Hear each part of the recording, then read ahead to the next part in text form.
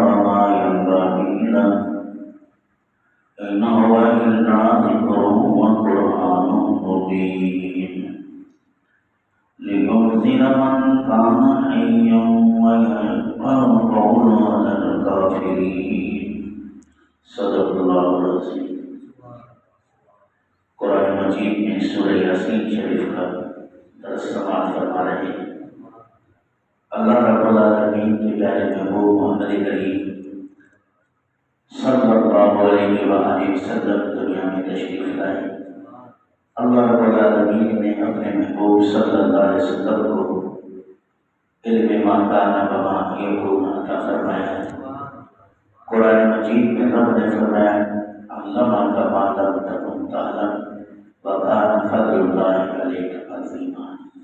اے محبوب، ہم نے آپ کو وہ سب سکھا دیا جو آپ نہیں جانتے تھے، اور آپ پر اللہ کا بڑا فضل ہے۔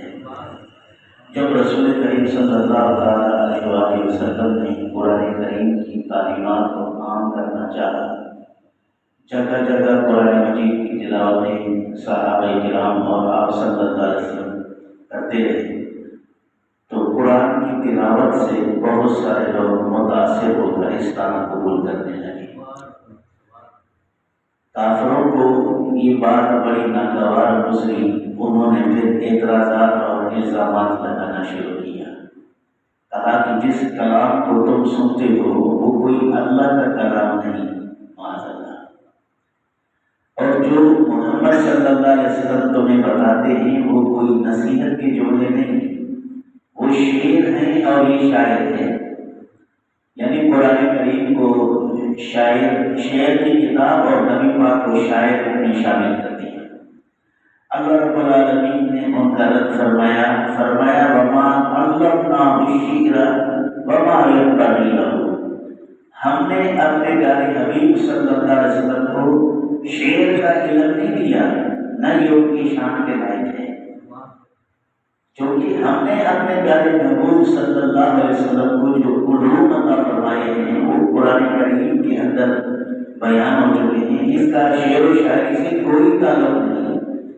اب یہاں عرب کا بچہ جانتا ہے کہ قرآن کریم جو ہے وہ شعر کی کتاب نہیں ہے، چونکہ شعر کے اندر قافیہ اور ہم وزن ہونا کلام کا ضروری ہے۔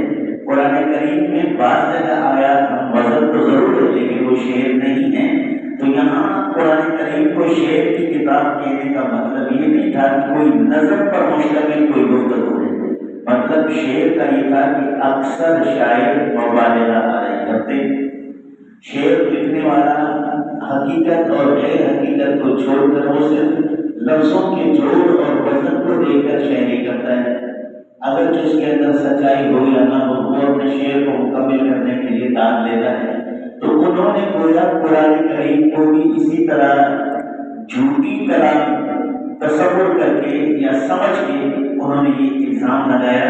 تو رب نے فرمایا وما علمناه الشعر وما ينبغي له۔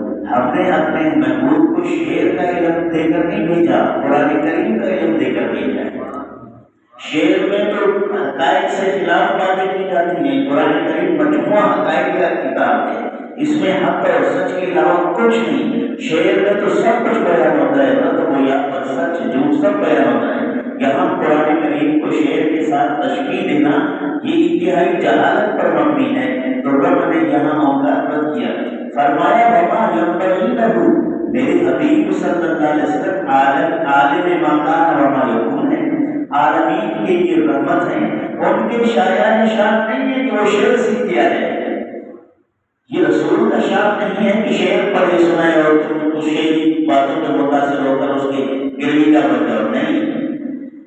یہ کیا ہے؟ ان هو الا ذکر وقرآن مبین، یہ نہیں ہے مگر ذکر اور کھلا ظاہر ضرور قرآن کریم ہے، اللہ کا بھیجا ہوا کلام ہے۔ یا اللہ اس کو نازل کیوں کیا؟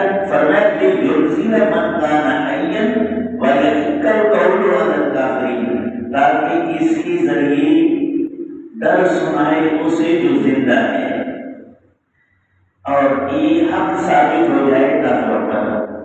یہاں من کان حیا سے مراد دنیا میں چلنے پھرنے زندہ زندہ لوگ صرف نہیں ہیں، اس سے مراد ہر وہ دل ہے جس کی اندر خدا کا خوف ہے اور وہ دل زندہ ہے۔ اور جو قرآن کریم کی نصیحت کو قبول نہیں کرتا وہ حیت کے مقابلے میں میتن ہے، یعنی مردہ ہے۔ ابو جہل کو مردہ کہا گیا، ابو بکر صدیق کو زندہ کہا گیا۔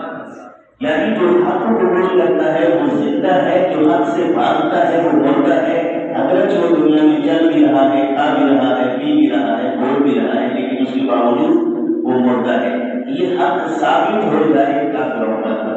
یہاں اس کو زندہ لوگ سے مراد وہ جنہوں نے اس قرآن کریم کو قبول کیا اور اس پر ایمان لائے، اللہ تعالیٰ جل شانہ کے پیارے محبوب کے غلام بنے۔ پتہ چلا کہ زندہ وہی ہے جو اہل حق ہیں، مردہ وہی ہیں جو باطل والے ہیں۔ اہل حق قبر میں چلا جائے تو بھی زندہ ہے، باطل زمین پر گھومتا پھرے تو بھی مردہ ہے۔ یہ اصطلاح قرآن نے بیان کیا۔